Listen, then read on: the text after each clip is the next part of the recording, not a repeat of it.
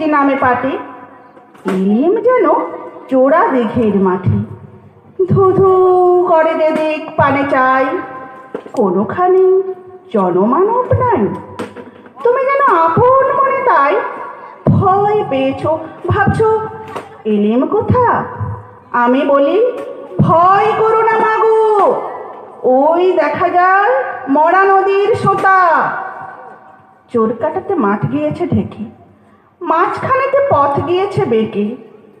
গরু বাছর নেই তো কোনোখানে, সন্ধে হতেই গেছে গায়ের পানে।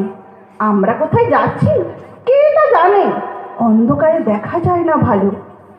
তুমি যেন বললে আমায় ডেকে, দিঘির ধারে ওই যে কিসের আলো।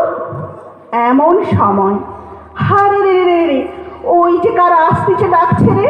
তুমি ভয়ে পালকিতে এক কোণে ঠাকুর দেবতা স্মরণ করছো মনে। বেহারাগুলো পাশের কাঁটা বনে পালকি ছেড়ে কাঁপছে ধরো ধরো। আমি যেন তোমায় বলছি এসে, আমি আছি, ভয় কেন মা করো। হাতে লাঠি, মাথায় ছাকরা চুল, কানে তাদের জবা গোজার ফুল।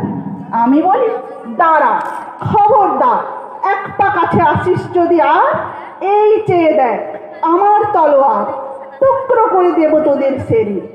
শুনে তারা লম্ফ দিয়ে ওঠে, চেঁচিয়ে বলে, হারে রে রে। তুমি বললে যাস নে খোকা ওরে। আমি বলি, দেখোই না চুপ করি। ছুটিয়ে ঘোড়া গেলেন তাদের মাঝে, ঢাল তরোয়াল ঝনঝনিয়ে বাজে। কি ভয়ানক লড়াই হলো মা, যে শুনে তোমার গায়ে দেবে কাঁটা। কত লোক যে পালিয়ে গেল ভয়ে, কত লোকের মাথা পড়ল কাটা।